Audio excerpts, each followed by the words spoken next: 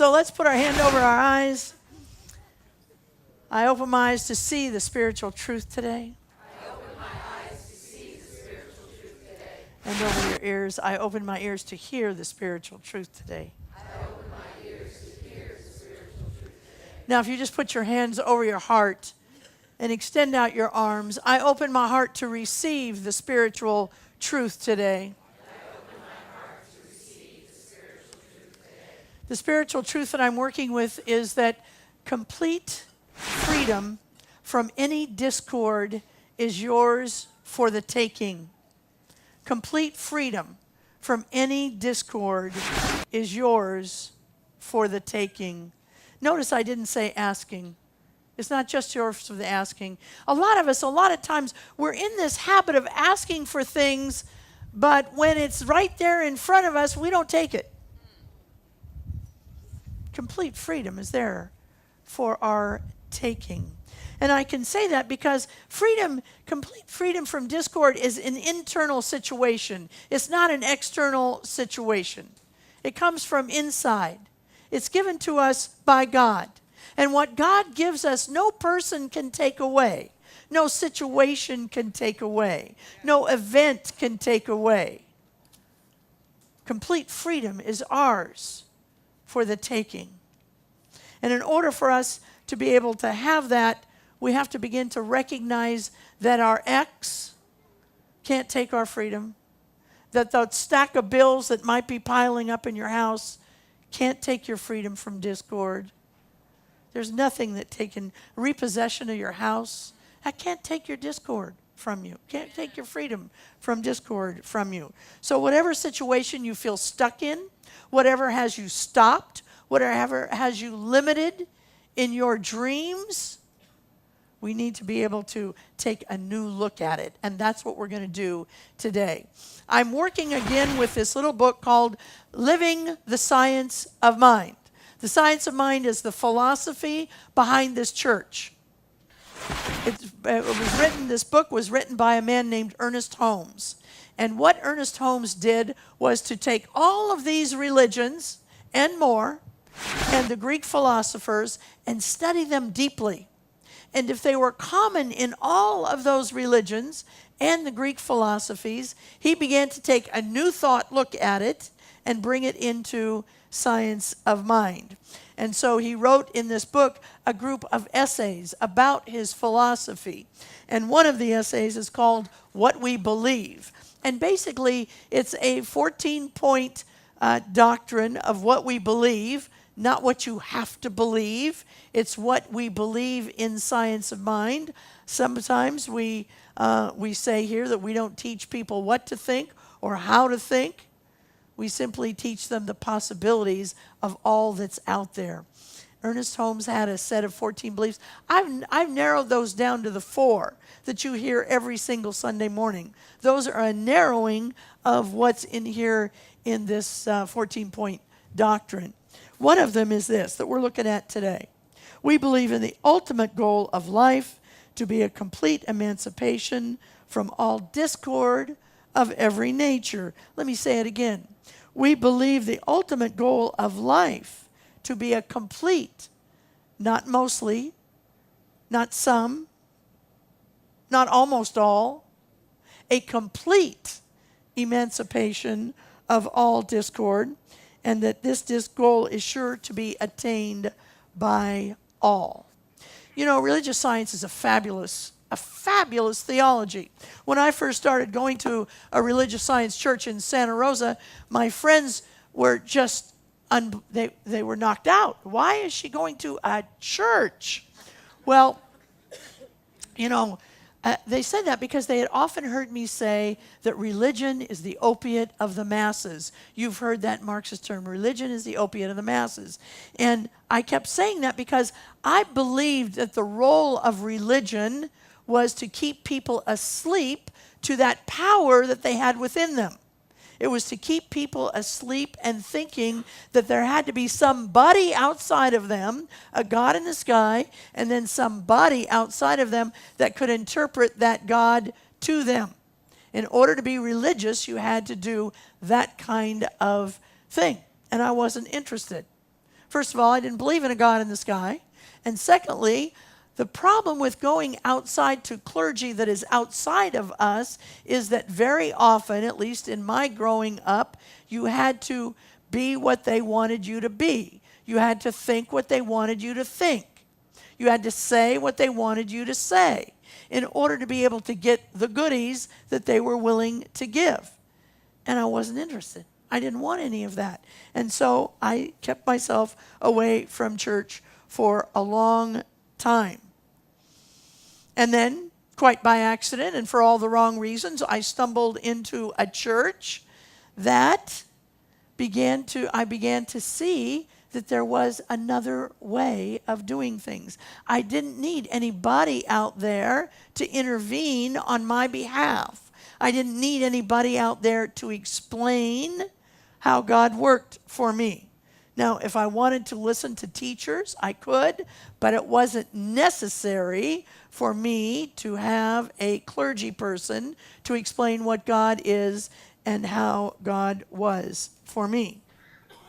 Well, it wasn't any accident that I came to that church. No accident at all.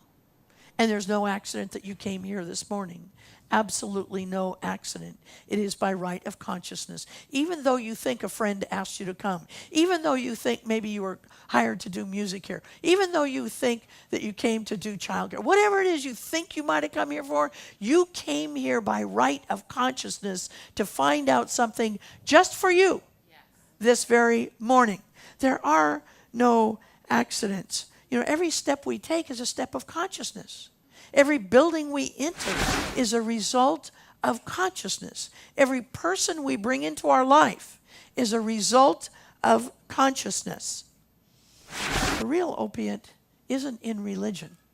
The real opiate is in not recognizing who it is that we are. That we are a representation of the presence of God on the planet. And anything unlike that is the real opiate. The real opiate is to think you are a victim of somebody else. You have the power inside of you. No person, no place, no event can victimize you or rob you of your freedom from discord. Nobody. And we can stop the if onlys. If only my wife would stop doing blah, blah, blah, I would have freedom from discord. If only not you, baby. If only my husband would stop doing something, if only my boss would stop doing something, then I would have freedom from discord. No, freedom from discord comes from only inside of us. The real opiate is thinking you are anything less than God, the presence of God. See, God doesn't worry about what other people are thinking because God knows what God is.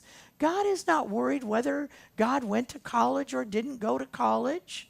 God is not worried about how big God's butt is. See? God is not worried about whether you're loving somebody of the right gender or not. God doesn't worry about that. Because God knows who God is, which is whole, perfect, and complete love on the planet. And that's what we've got to know. Anything less than that is the opiate. The real opiate is for you to think that you need to be poor because you grew up poor. Yes. The real opiate is to misunderstand who you are in marriage because your parents didn't have a great marriage and you don't think you can do marriage very well. That's the real opiate. You have all of the power inside of you. Yes. See, the difference between a person who flies first class and the person who flies coach is consciousness. It's not money. It's consciousness. And the real opiate is to think that we don't have that divine way of being in that consciousness. Well, eventually, I started telling my friends why I came to a church like this church. I began to understand this liberating doctrine a little more because I took classes and I begun to understand what spiritual principles meant and how to live with them and how to begin to walk with God. You know, walking with God is not holding the hand of an entity in the sky. Walking with God is walking with compassion and with trust and with love and with forgiveness. That's walking with God. Okay? I began to let everybody tell people that, see, I can be good without anybody else being bad. I can be rich without anybody else being poor. That's liberating teaching for me. I can be happy without anybody else being sad. I can have friends without anybody else being lonely.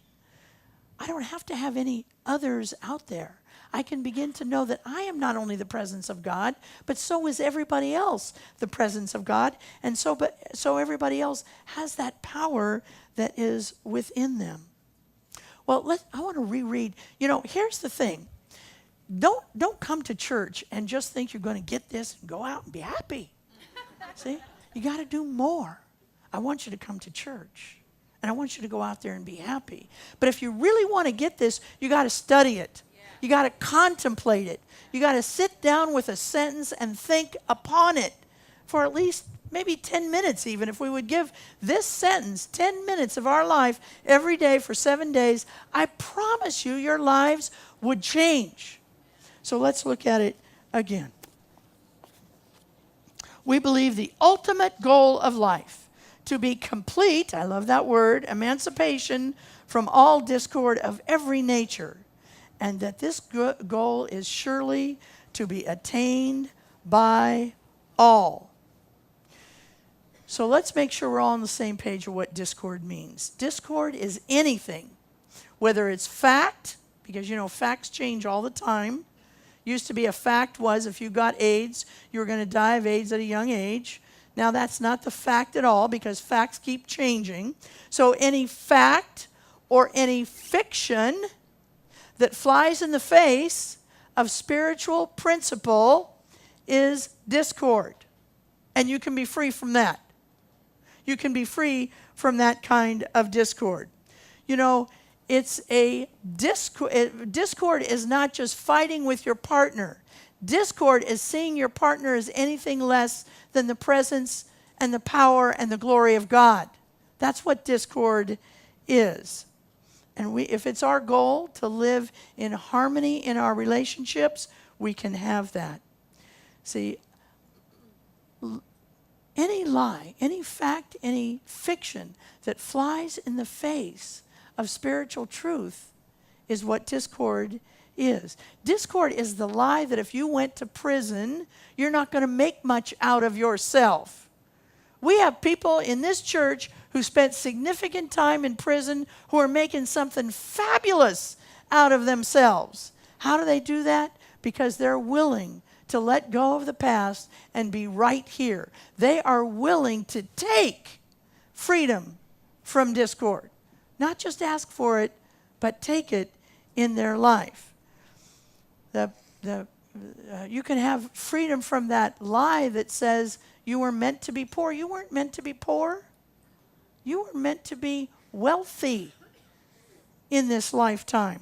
You can let go of that lie that says your body has to be the body it is right now. If you're happy with the body it is right now, great, fabulous. That's fabulous. But if you want to reinvent that body, you can do that. You can absolutely do that with spiritual principles. If developing the ultimate goal of life is what you want, then we have to be willing to let go of, we have to be willing to be in alignment with behaviors, with thoughts, with talk, in order to be able to know bliss. But now here's the thing about this church that makes this church different from any other church. And that is this. Nobody's going to force us to do it. Nobody's going to force us to be happy. If we want to have limited thinking and walk around in a limited life all of our lives, we can do that. Nobody's going to force it. And if you want to work on some sub-goals, You know, I want a date with Susie. I want a date with Tyrone. I want a BMW. You know, I want my kids to stop fighting. Those are good goals. Don't make fun of those goals. Those are good goals. They're worthy of our attention. But if you want the big spin, if you want the ultimate goal, that goal that is absolute freedom from all discord, there's some things we have to do. See, we believe in this church that we have to do some things. Not just listen to things, but we have to start practicing. That's why we call this spiritual practice. So I'm going to give you 4 little tiny itty bitty things you could do to be able to open up this notion of freedom, complete emancipation from all discord. Number one is that every day at the end of the day for a week, you begin to prospect how you're speaking to yourself, and about other people. Where is the committee going in your mind? How often is it going? You start with in the evening, and then you once a day, and you do it for a week. And then after that, you bump it up, and so you do it twice a day. Twice a day you look at how you're talking about and to yourself. And then you bump it up to 3 times a day. So every time you sit down at a meal, you're saying, how am I doing? How am I talking to myself? Am I using phrases like, oh, she spends money so foolishly. Oh, he got that promotion because of whatever. If those are the kinds of phrases that you're using, you know that what's happening with you is that you need to work on your language in order to have complete emancipation from all discord. Don't wait until you have the highest consciousness. Hold yourself responsible while you're getting there. Yeah. Believe me, there's nobody in this room, practitioner, minister, Reverend Betsy, myself, nobody, who doesn't make mistakes. And the truth is, I want to learn from people who make mistakes. I don't want to learn from people who think they have it all together. I want to learn from people who fall down and find out how they get back up in my lifetime. But we have to make a commitment to do the work, to be able to say. So if you hear yourself using language like they, she, he, that's the language of the committee. He, they, she. If you hear yourself saying that, just stop for a second and ask yourself, what's following that? Is what following that anything less than that person is whole, perfect, and complete? Because if it is, I got to take it back and start all over again. So the first one is begin to inventory yourself. Second one is reinvent yourself. Reinvent yourself. Take what you like and leave the rest. That's how we say it in recovery. Take what you like and leave the rest. Look at your life. What about your life that you like? What about your behaviors that you like? And what about you're willing to leave? What about the behaviors that you're willing to leave right now? Are there some of them? What about the people you're willing to leave because they are just dragging you down? They are not lifting you up. They are not elevating you. Now, sometimes with family members particularly, or with bosses or coworkers, we have to leave them metaphysically. We can't leave them physically. Now, sometimes you can, but sometimes you can't.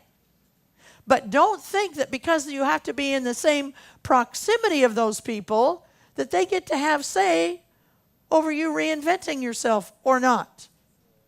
Allow yourself to detach from them. See, what we're doing is we're asking you to detach with love, but detach, even if it is just in consciousness. Oh yeah, they're blathering on again. I don't know what they're saying because I'm detached. And sometimes you absolutely have to remove yourself with love, Oh, bye-bye over there. I love you, but no, don't come over here. I love you. Bye-bye. Stay there. Stay there. That's the consciousness that we can have. We don't have to get mad at people and leave in a huff. We can just gently, bye-bye. Okay. So, all right. So, you can reinvent anything you want. You can reinvent any relationship you have. You can reinvent it right now, starting today. Yes. Any body image you have, you can reinvent it right now starting today. Any financial issue, you can reinvent it starting right now today. All with spiritual principles. Okay, if you're not sure, the last one is the third one is keep firm before you the definition of discord. See, anything outside of peace, anything that gives you that ucky feeling, that's discord. So if you're in it, begin to look at where it was that you broke connection with the divine. Where is it that you stop seeing that person as a divine being? Where is it that you stop seeing yourself as a divine being? Because it was at that moment that you broke connection. And when we break connection, we are full on in discord in our life. If you have trouble, just ask a practitioner to help you. The last one is to live it. To live it. You'll notice at the end of his statement there, he said, and this is to be attained by all. Sometimes people think we are a me religion. We are not a me religion. We are a we religion. Yeah. See? Yeah. Every time you lift yourself up, you lift me up. Yeah. Every time. And especially if you're willing to let me see it. That's why I'm so proud on the first Sunday, or whenever we get to it, to celebrate birthdays, and we celebrate recovery birthdays, and people in recovery stand up. What you are doing is you are lifting every single person in that room up when you stand up. See, when we use spiritual principles to improve ourselves, we're improving everybody, every single person. And I know that's what you're all doing, and that's why you're here. And that's why it's such an honor to be in your presence. Let's take this message into prayer. Knowing that we're in the heart and the mind and the love of God. That one most precious within us, without us. The innermost God and the outermost God is the same God. It's the God of love and harmony and joy and peace and new beginnings. I give thanks. I release this word into the law, and together we say, and so it is.